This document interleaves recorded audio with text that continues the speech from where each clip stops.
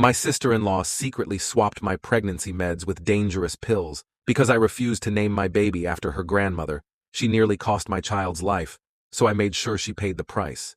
Hello Reddit I+ here. Let me start by saying that I never expected my husband's sister to be this unhinged. Sure, I knew she was entitled, overbearing, and obsessed with control, but I never thought she'd go so far as to literally endanger my child's life. And all because I wouldn't name my baby after her precious grandmother. From the moment I announced my pregnancy, my sister-in-law, Keren, acted like it was her baby. She inserted herself into every decision, from my nursery theme to my birth plan. But the real nightmare started when we got to baby names. Keren insisted, no, demanded, that I name my daughter after her grandmother, Eleanor. Now, I have nothing against the name Eleanor, but it's just not my style. My husband and I had already chosen a name. Lillian. Simple, beautiful, and meaningful to us. When we told Keren, she lost her damn mind. She was the matriarch of this family. You have to honor her, she screeched. It's disrespectful to choose some random name when she practically raised your husband. I reminded her, nicely at first, that this was our child, not hers. But Keren wouldn't drop it.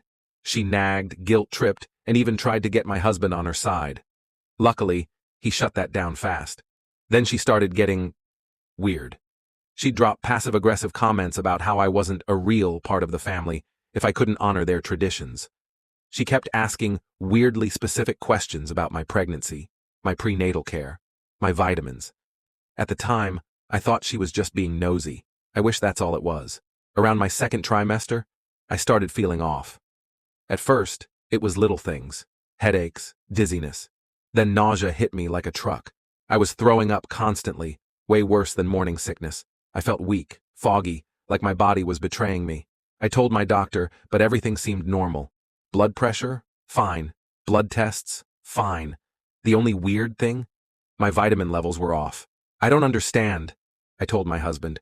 I've been taking my prenatals religiously. That's when I noticed something strange. My bottle of prenatal vitamins smelled different. At first, I thought I was imagining it. Pregnancy does weird things to your senses, right? But then I looked closer, and my stomach dropped. The pills were a slightly different color. My hands were shaking as I Googled the markings on one. It wasn't a prenatal vitamin at all. It was a diuretic. A strong one. The kind that could cause severe dehydration, electrolyte imbalances, potentially harm a baby in utero. I felt sick. I was sick. And I suddenly knew why. There were only a few people who had access to my vitamins. My husband, my mom when she visited, and Keren, who had been at my house the week before, helpfully organizing my kitchen. I didn't want to believe it. I couldn't believe it. Who does something like this? So I set a trap. I told Keren very loudly that my doctor had switched me to a brand new prescription prenatal, one with a bright blue coating. I left the fake bottle on the counter, filled with harmless iron supplements. Then I waited. Sure enough, a few days later, I checked. The pills had been swapped again. That was all the proof I needed. I didn't go to Keren first. No. I went straight to my husband. I showed him everything. The swapped pills, the Google results, the timestamps proving it happened after she visited. He was livid. We confronted her together.